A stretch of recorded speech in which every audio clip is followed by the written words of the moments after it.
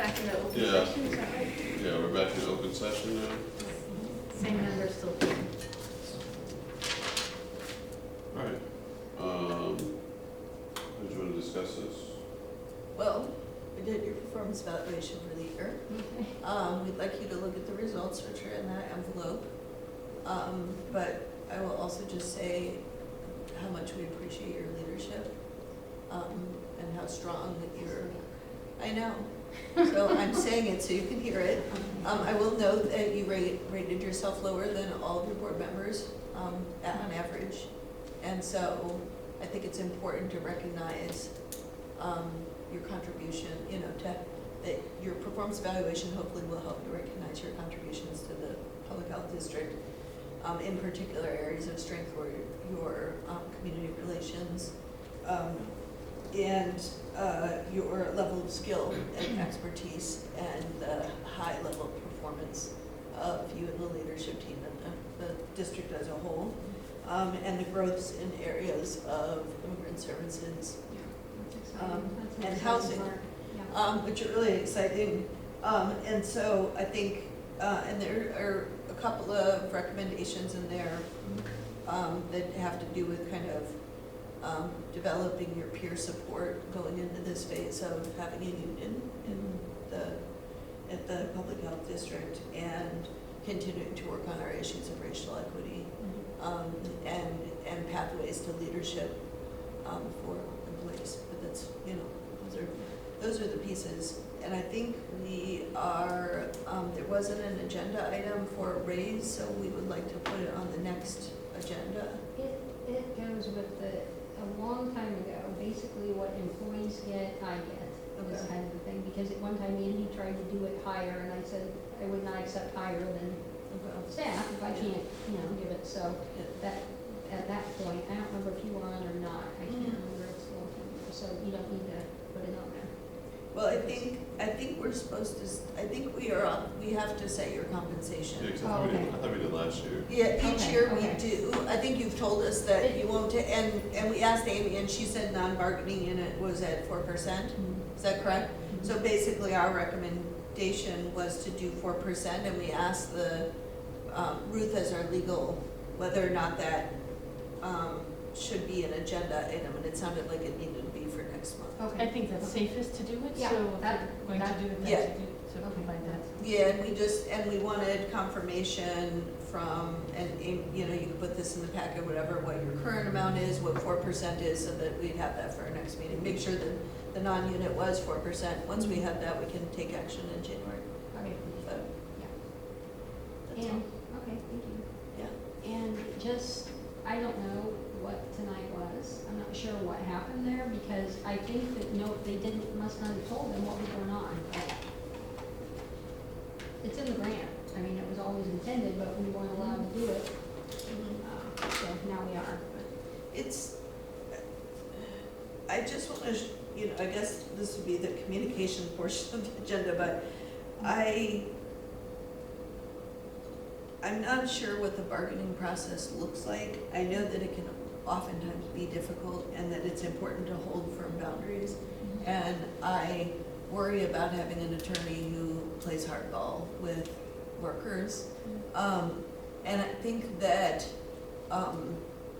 I am not a labor attorney, but it seems like there's a really significant communication problem between the administration and the union leadership, and that we are relying on an attorney to have that conversation. And I guess I would encourage you to get some input from maybe other public health districts that have unions, or I have been trying for the last year. or other public Yeah. entities that have unions. I mean, including the county. I mean, it doesn't have to be a public health district, but but like maybe, ideally, maybe it's a public hospital or something that has kind of a healthcare component. But basically, to ask a little bit about like, how do you be able to, how do you open up lines of communication so that their leadership can speak to you, you can speak to them, but it isn't necessarily, binding. And I think that when you get lawyers involved, with all due respect, when you get lawyers involved, sometimes they're so by the book that they're not actually considering the impact on relationships, and And the impact on relationships is really important, because obviously this is a big whipped up kind of situation that maybe didn't need to happen. No, when and this is the part that's, I find a little gamey, I'm not sure exactly what, but that MOU was sent and basically approved, so all it needed to be was signed and given to me. Yeah, and there was no communication from the union leaders after you sent it to them Pat on sent Wednesday? numerous emails about, you know. Yeah. Well, you're your aware first of- conversation, and it should be you, nobody, if your leadership team can be present, but I think you should say, hey, let's debrief about what happened. Just go to them and say, I'd like to debrief about what happened so that we can talk about how we communicate with one another. And then you could discuss like, you know, what are their expectations and what are yours? And, you know, there's no agreements being made, and if you have concerns, you can always consult an attorney, but I think letting the attorneys have the communication, I think it's gonna be, they don't wanna communicate about anything because they understand every bit has a liability. But that's why attorneys don't run our organizations, our EDs do, again, with all due respect, but, you know. No, like- and I think, well, if I can speak on this issue a little bit there, I think there's also, sometimes attorneys are used to, different kind of relationships between management and, non-management than what appears to be the case for your entity. And so, yeah, are more used to the adversarial type of relationship than that. Sometimes, even if an entity knows they're going to win something, it might still help, or there might be a belief that you help employees feel empowered by asking for something that at least leadership thinks already they're going to be able to get, and so then there's a victory. I don't know if that's part of it or not. Well, obviously That's it a is, but that's, debrief. to me, that's gamey, that's just, Well- that's ridiculous, because it would have been, boom, it would have been out there. I had the email ready to send, so everybody could, know about it, so I Well, don't. that's a get good, it. that's a good purpose for a debrief, because there's also a sense of like, you can have a conversation with union leadership about what you want and what your expectations are, and how you'd like to communicate going forward, and, And maybe speaking with your attorney about, this is a different kind of relationship we have than some other entities with their employees. you might want to We want to do it differently. take more of a leadership role in those conversations when the attorney is in the room with the union. I would encourage you to be in the room with them, so that you know how things are being spoken about, what's happening with them, just so you can play more of a, you can set the tone and the culture, because the ED I thought is it wasn't responsible supposed to be in there, for the culture. because,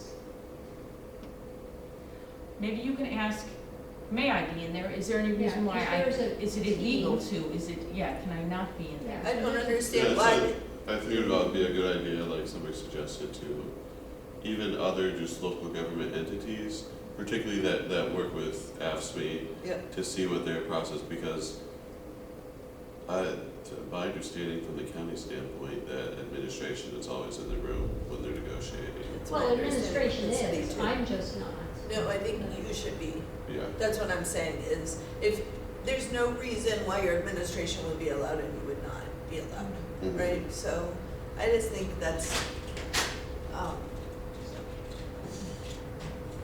I have to leave, I'm sorry, Yeah. so. all right, I will I've got- adjourn the meeting. Okay, thank you. All right. Thank you, good night, y'all.